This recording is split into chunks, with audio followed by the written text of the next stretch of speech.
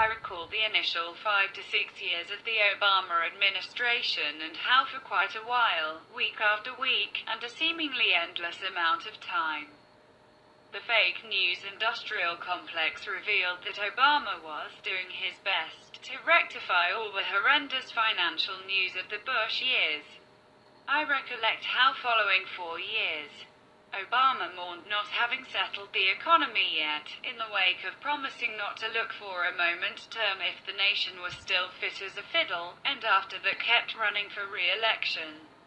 Why? Since there was still a great deal of work to be finished.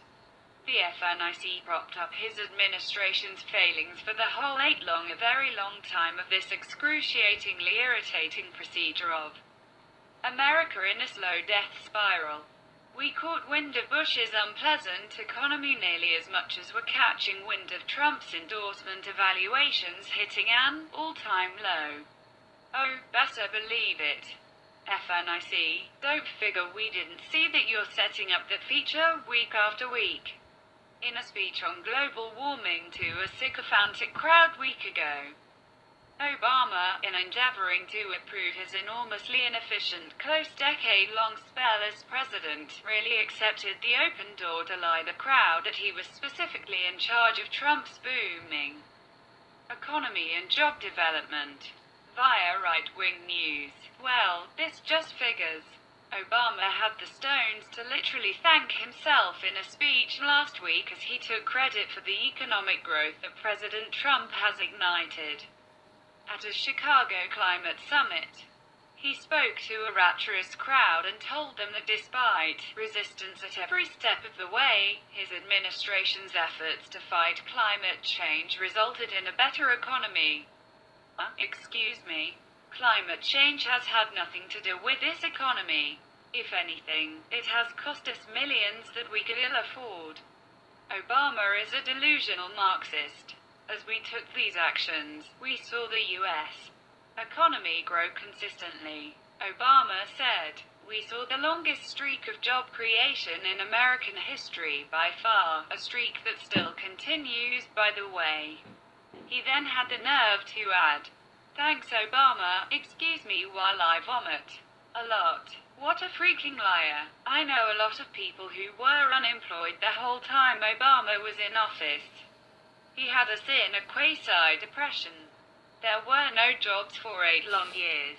Under President Trump that has finally started turning around. He's brought manufacturing back and has reinstated energy production. The U.S. is benefiting hugely from being more self-sufficient." At the Chicago speech, Obama stated that forward-thinking environmental policies lead to economic growth. He said the U.S.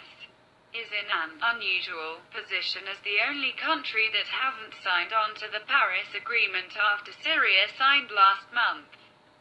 The good news is that the Paris Agreement was never going to solve the climate crisis on its own. It was going to be up to all of us, Obama informed the gathering of mayors from around the world who were there to sign the Chicago Climate Charter. The agreement, modeled on the Paris Agreement, commits individual cities to bringing down their carbon emissions.